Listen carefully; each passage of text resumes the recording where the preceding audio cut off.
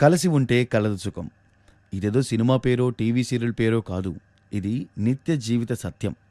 అహంకారంతో, ఈగోలతో సొంత వారిని కూడా పరాయి వాళ్ళుగా చూసే ఈ రోజుల్లో ఇలాంటి జీవిత సత్యాన్ని బోధించే కథలు అప్పుడప్పుడు చదవడం వలన మనలో ఎక్కడో నిద్రణమై ఉన్న మంచితనాన్ని మేల్కొల్పినట్లు అవుతుందన్నమాట. ఈ వీడియోలో నిత్య జీవిత సత్యాన్ని తెలిపే ఒక మంచి నీతి కథని తెలుసుకుందాం. రామాపురం గ్రామంలో శివయ్య, చంద్రయ్య, రామయ్య అనే ముగ్గురు వ్యవసాయ కూలీలు ఉండేవారు.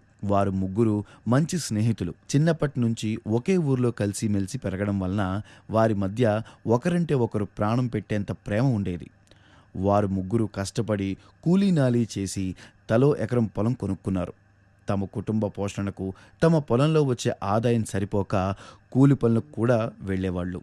ఇలా ఉండగా ఒకసారి వరుసగా 3 సంవత్సరాలు వర్షాలు పడక ఊర్లో కరువు కాటకాలు ఏర్పడ్డాయి. ఊర్లో తినడానికి తిండి కూడా దొరకని పరిస్థితి ఏర్పడింది. పనుల కోసం పట్నంకు వలస వెళ్లేవారు ఎక్కువయ్యారు. చిన్నప్పటి నుంచి మిత్రులైన శివయ్య, చంద్రయ్య, రామయ్య కూడా పట్నం పోయి కూలీనాలి చేసుకుని బతకాలని నిర్ణయించుకున్నారు. తమ కుటుంబాలను ఊర్లోనే ఉంచి అప్పుడప్పుడు ఎవరో ఒకరు వచ్చి వారికి కావాల్సినవి ఇచ్చి వెళ్లేలా ఒప్పందం చేసుకుని వారు పట్టణానికి బయలుదేరారు. ముగ్గురు అరణ్య మార్గంలో వెళ్తుండగా చంద్రయ్యకు దారిలో ఒక బంగారు నాణెం దొరుకుతుంది. అయితే రామయ్య, శివయ్య ఎప్పుడూ బంగారం చూసి ఉండకపోవడం వలన వారికి దాని విలువ తెలియదు. కానీ చంద్రయ్యకు మాత్రం బంగారు విలువ గురించి తెలిసినందువల్ల అతడు వారితో, ఇదేమీ పనికి వచ్చేది కాదులే, నా దగ్గర ఉంచుకుంటాను అని చెప్పి ఆ నాణాన్ని తన దగ్గరే దాచిపెడతాడు. శివయ్య, రామయ్య నిజమే అని అనుకుంటారు. కొన్ని రోజులకు చంద్రయ్య బంగారు నాణాన్ని బజారులో అమ్మి ఎక్కువ డబ్బు సంపాదించాడు. ఆ డబ్బుతో మంచి ఇల్లు కట్టి చుట్టూ కంచె పెట్టి కొంత డబ్బు పెట్టుబడి పెట్టి వ్యాపారం చేయసాగాడు. కాలక్రమేణా చంద్రయ్య వ్యాపారంలో డబ్బు బాగా సంపాదించాడు. శివయ్య, రామయ్య కాయ కష్టం చేస్తూ అలాగే ఉండిపోయారు. కానీ తమ మిత్రుడు గొప్పవాడైనందుకు వారు సంతోషించారు. అదంతా అతని తెలివితేటల వల్లే అని భ్రమపడ్డారు.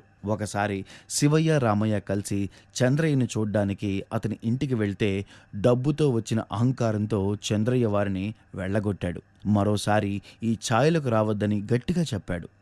ఈ సంఘటనతో శివయ్యకు, రామయ్యకు పట్నం అంటే అసహ్యం వేసింది.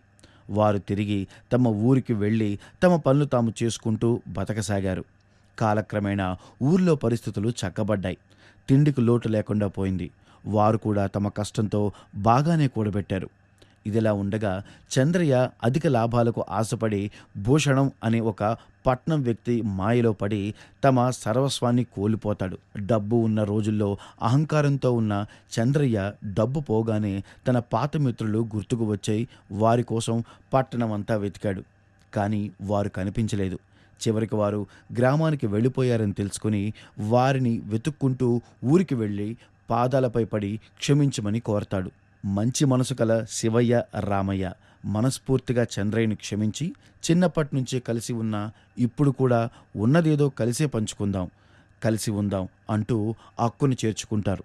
అందుకే అంటారు కదా, కలిసి ఉంటే కలదు సుఖం అని. ఈ సామెత ఆనాటి సమాజానికే కాదు, ఈనాటికి ఇది ఉపయోగపడే నిత్య వాక్యం. ఇలాంటి మరిన్ని స్ఫూర్తిదాయక కథలు ఇంకో వీడియోలో చూద్దాం.